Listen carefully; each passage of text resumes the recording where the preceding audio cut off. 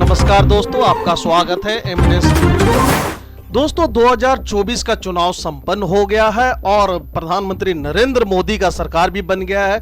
उन्होंने कुल 72 मंत्रियों के साथ शपथ ग्रहण समारोह भी संपन्न करवा लिया है। रिजल्ट जारी होने के 5वें दिन पीएम मोदी व उनके 72 मंत्रियों की पूरी कैबिनेट का शपथ ग्रहण संपन्न हो गया है। इस सरकार में बीजेपी और दो जरूरी सहयोगियों टीडीपी और जदयू की भूमिका अहम मानी जाती है, क्योंकि इनके बिना बीजेपी 272 का आंकड़ा नहीं छू पाती। ऐसे में बीजेपी ने अपने दोनों प्रमुख सहयोगी दलों टीडीपी और जदयू को दो मंत्री पद भी दिए हैं, एक कैबिनेट रैंक का और एक राज्य मंत्री का।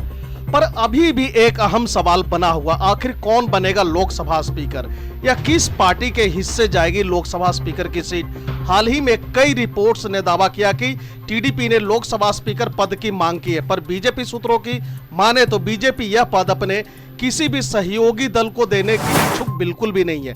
यदि फिर से ओम बिरला स्पीकर चुने जाते हैं और इस पद पर वे अपना दूसरा कार्यकाल पूरा भी कर लेते हैं तो बलराम जाखड़ का बनाया रिकॉर्ड टूट जाएगा।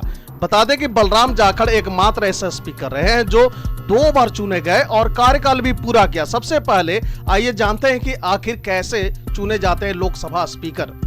संविधान के मुताबिक नई लोकसभा के पहली बार बैठक से ठीक पहले अध्यक्ष का पद खाली हो जाता है। सदन के वरिष्ठ सदस्यों में से राष्ट्रपति द्वारा नियुक्त प्रोटेम स्पीकर नए सांसदों को पद की शपथ दिलाते हैं। इसके बाद सदन के सदस्यों में से एक बहुमत से अध्यक्ष चुना जाता है। वैसे तो लोकसभा अध्यक्ष के रूप में चुने जाने के लिए कोई विशेष मानदंड नहीं है, लेकिन संविधान और संसदीय नियमों की समझ होना एक फायदेमंद बात है। पिछले 2 लोकसभा चुनाव में जिनमें भाजपा का बहुमत था, इस कारण बीजेपी ने सुमित्रा महाजन और ओम बिरला को लोकसभा स्पीकर अध्यक्ष बनवाया था। पर अब जब बीजेपी के पास खुद का बहुमत नहीं है तो रिपोर्ट के मुताबिक कहा जा रहा है कि एनडीए सहयोगी दल इस पद की लालसा लगाए बैठे हैं।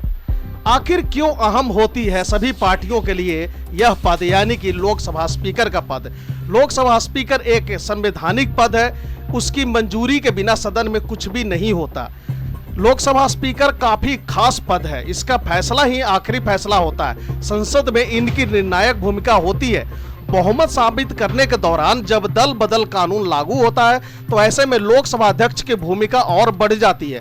संसद को स्थगित करने से लेकर किसी को सस्पेंड करने तक अधिकार स्पीकर के पास होता है। स्पीकर के पास संसद के सदस्यों की योग्यता और अयोग्यता का फैसला करने का पूरा अधिकार होता है। चाहे कोई रेजुलेशन हो, मोशन हो या फिर सवाल, स्पीकर का फैसला निर्णायक होता है। इसे इस तरह के उदाहरणों से समझा जा सकता है कि आखिर स्पीकर की शक्ति कितनी होती है। जैसे कि साल 1998 के लोकसभा चुनावों में किसी भी पार्टी को जनता ने पूर्ण बहुमत नहीं दिया। भाजपा 182 सीटों के साथ सबसे बड़ी पार्टी थी। अटल बिहारी वाजपेयी को केंद्र में अपनी सरकार बनाने के लिए टीडीपी से बाहरी समर्थन मिला तो फिर सत्ता में एनडीए सरकार आ गई।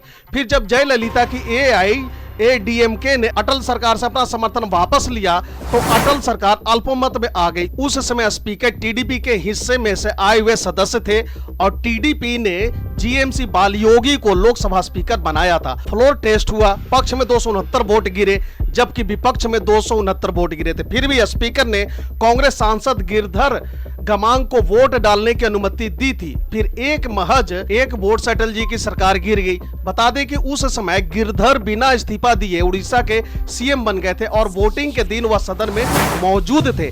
ऐसे में विवेक के आधार पर लोकसभा स्पीकर ने उनको वोट डालने की परमिशन दी थी।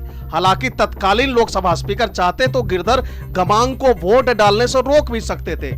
हाँ, तो अब ये होती है कि स्पीकर की पावर, जिसकी वजह से टीडीपी और बीजेपी अपना अपना स्पीकर बनाना चाहती है। लोकसभा स्पीकर एक संवैधानिक पद है। लोकसभा के प्रमुख के रूप में अध्यक्ष सदन का मुखिया होता है और प्रमुख प्रवक्ता होता है। अध्यक्ष को सदन में व्यवस्था और मर्यादा बनाए रखना होता है। अनुशासनहीनता की स्थिति में संसद को स्थगित करने से लेकर किसी को सस्पेंड करने तक अधिकार स्पीकर के पास होते हैं। हालांकि 1992 में सर्वोच्च न्यायालय ने फैसला दिया कि अध्यक्ष का निर्णय न्यायिक समीक्षा के अधीन है। स्पीकर की मंजूरी के बिना सदन में कुछ भी नहीं होता। स्पीकर का फैसला ही आखिरी फैसला होता है। लोकसभा में अध्यक्ष निर्णायक भूमिका में होती है। जब सदन में कोई विवाद हो तो अध्यक्ष का निर्णय अंतिम होता है।